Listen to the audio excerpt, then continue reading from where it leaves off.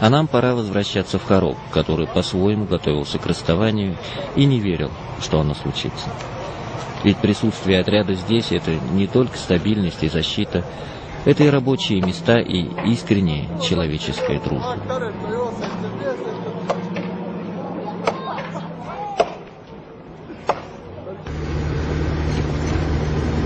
Сегодня последнюю колонну провожали. Вчера последнее дежурство. Сегодня последняя колонна. Жалко расставаться. Царанги да башка, да? Значит, судьба Бадахшана. Ладно, иди. Спасибо. Ну, мы надеемся на лучшего. Может, скоро опять российские войска будут у нас в Бадахшане. Это какое-то чудо должно произойти. Да. Но по религии говорят, он будет, опять будет российский. Опять Россия придет. Потому что сами близкие родственники памирцам эти русские религии. Иса и Муса, они братья. Вот от них появились русские и памирцы.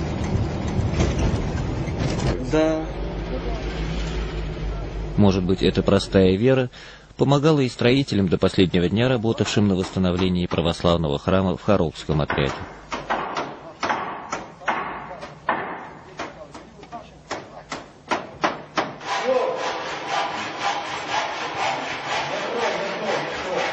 Он был заложен еще в 1905 году, когда каждый кирпич, каждую деревянную балку приходилось везти за многие десятки километров.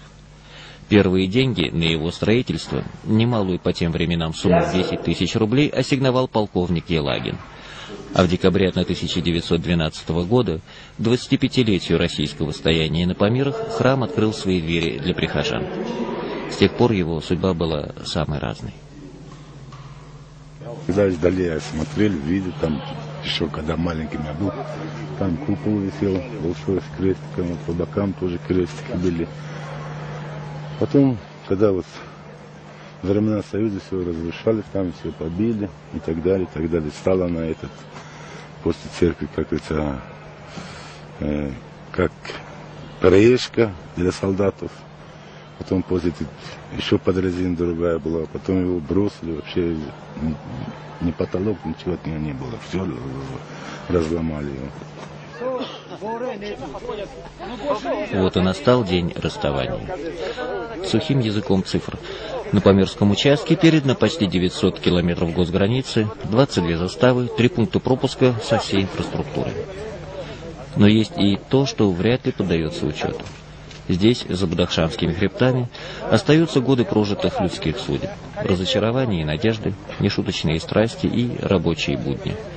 Все, что составляет жизнь человеческую.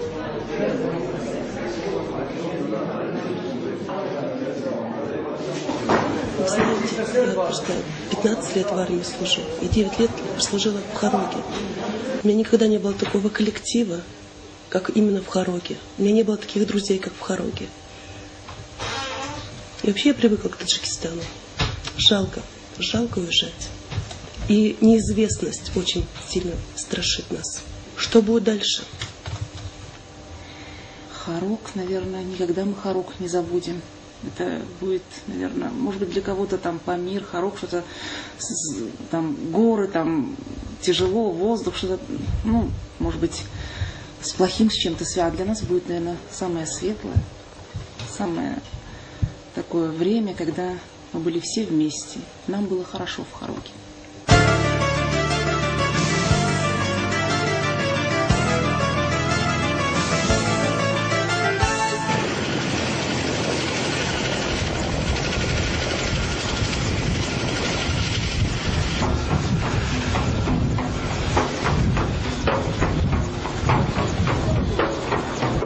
Товарищ генерал-лейтенант, совместная комиссия, работа по приему передачи участка государственной границы, охраняемой российскими пограничными войсками, комитет по охране государственной границы, личный состав недвижимого имущества завершила начальник штаба полицейского управления Галина Римовна.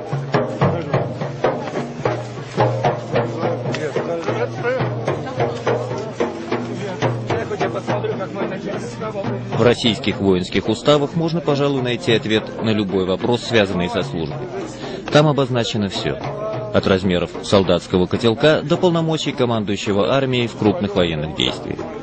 Но там нет ответа на вопрос, как проводить церемонию снятия государственного флага, если сражение не проиграно. Да и не было никакого сражения, а уходить приходится. Или это очередная улыбка истории? Охране государственной границы Республики Таджикистан, как южный рубеж стран Содружества независимых государств, был требованием времени. Сегодня, когда обстановка в регионе изменилась к лучшему, настало время поручить дело по охране государственной границы пограничникам Таджикистана.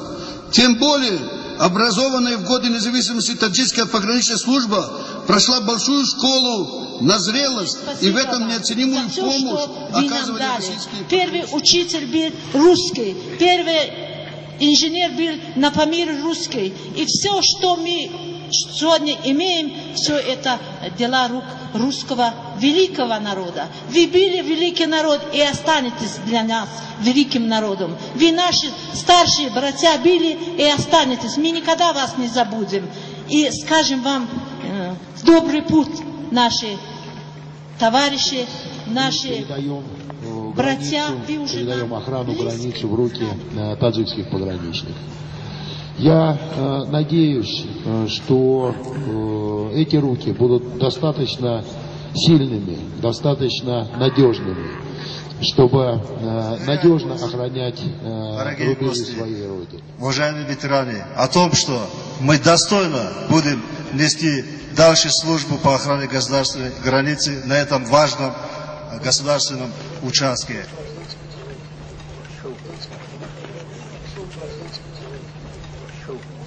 Равняйсь! Смирно!